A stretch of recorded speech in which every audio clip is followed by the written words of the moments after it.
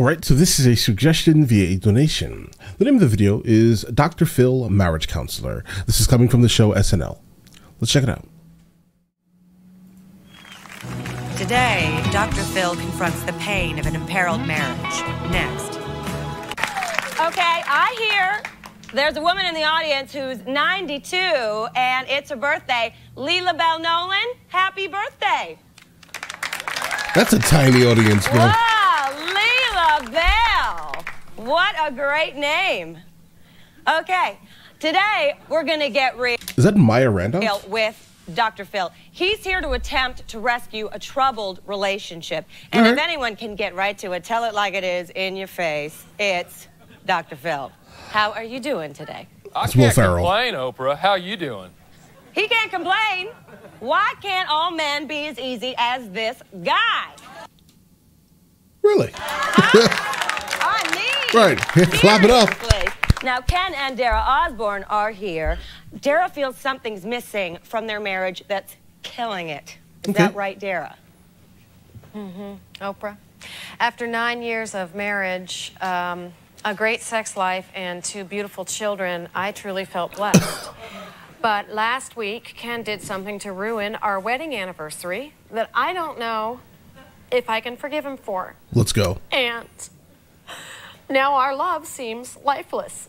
Oh. Ken, I'm going to show you where the rubber meets the road. Right. And assume that you want to get behind the wheel. Now your wife's in pain. How does that make you feel? It makes me feel bad. Uh-huh. I love her. I try to tell her that. Right. But I can't seem to make her happy. Uh-huh. I don't know what her problem is.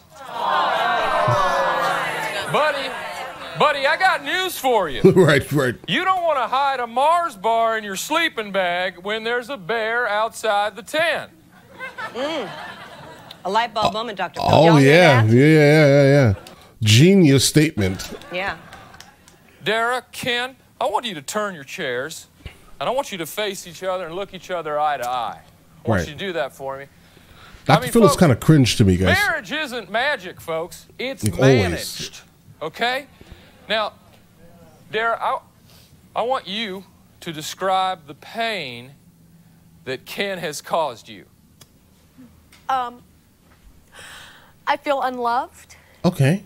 And unpretty. Like I'm just, going through the motions of being a wife and a mother. Is that all there is? Now, Ken, tell me why you look so darned upset right now. It's just because I love Dara so much. That's why I married her. I don't know. What is it? What the hell were you thinking? This is exactly how like some couple therapies actually go, guys. This is not special.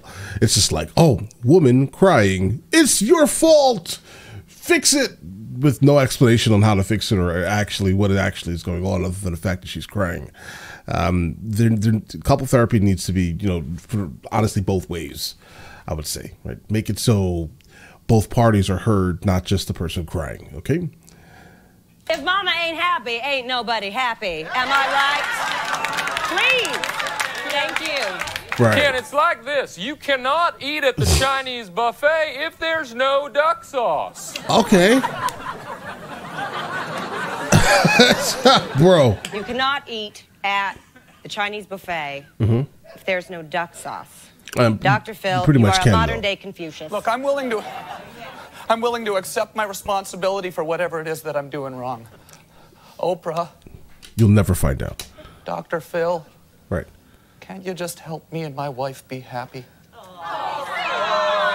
Let me just speak to the audience for a second. When you're hungry for a corn dog, okay, a midget with a butcher knife doesn't dance, does he? When you're hungry, I'm not hungry for a corn dog. I'm not hungry for a corn dog. Dr. Phil, I don't think he's hungry for a corn dog. Oprah, what I'm trying to say is, if you want to get real, then don't put a horseshoe inside a pillow. Ain't that the truth? My goodness. Bro, this is exactly how he speaks. for real, right? And everyone's just like, oh, Dr. Phil is a genius.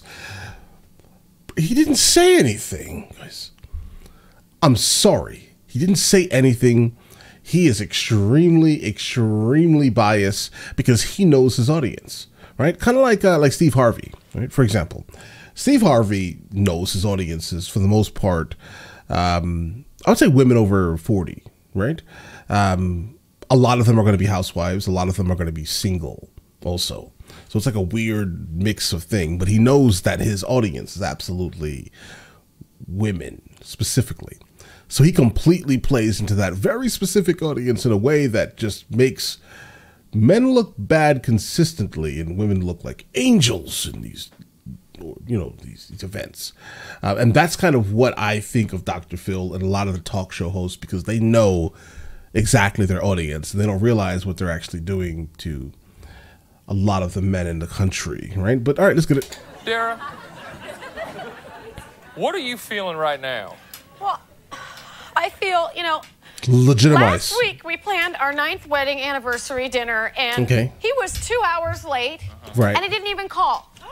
Right. I was late for dinner because I'm a fireman, okay? There was a fire. I was fighting a fire. That doesn't matter. Legitimize it. I fell down a shaft, okay? Right. I was Excuses. in a shaft. Excuses. You just don't get it, do you? Oh, You just you get don't get it. You're capable of saving complete strangers, Right. but there's But a not fire your right wife. here.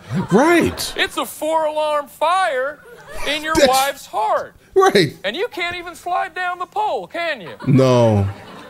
Sounds to me This is like someone Dr. doesn't Phil. want to face it to replace it. Am I right, audience? Right. Tell it, Dr. Phil. Ken, the horses are out of the barn, buddy. Uh-huh. Do you have anything else to say? I don't get this. I was a little late for dinner. Yeah. Just don't get I it, was do late you? for dinner, okay? I was in a shaft. You just love to Right. talk, don't you, buddy? You love to talk, bro. You're all about excuses, aren't you? I was late to dinner, but... Honey, I'm sorry that I was late for dinner, Right. but I want to make it up to you. Right. I've got us tickets. Luxury tickets on a cruise to the Bahamas. Okay. The Bahama. Well, Tom Green is You wild. just don't get it, do you? You just don't get it. Dr. Phil, you've done it again. We'll be right back with Remembering Your Spirit after this. Guys, nothing. This was ridiculous. All right. It's ridiculous because it's true. This is exactly how a lot of marriage, like couples counseling and marriage counseling, ends up happening. This is like almost the crux of it, right? I get it. Someone cries, you have to care a whole lot about that, but not realizing that it, you know, some people use these as like manipulative, like things. All right. You cannot always just instantly take the side of someone crying. Okay. But all right, listen, let me know in the comments on the next thing from SNL that I should be checking out, and I will get into that as soon as I possibly can, all right? I know we have a whole lot to catch up on. You guys are suggesting so much, all right, of this, so we'll be doing this for a while, guys. But yeah, just let me know what next I should be checking out, all right? And listen, you guys all have an absolutely amazing day and enjoy it thoroughly.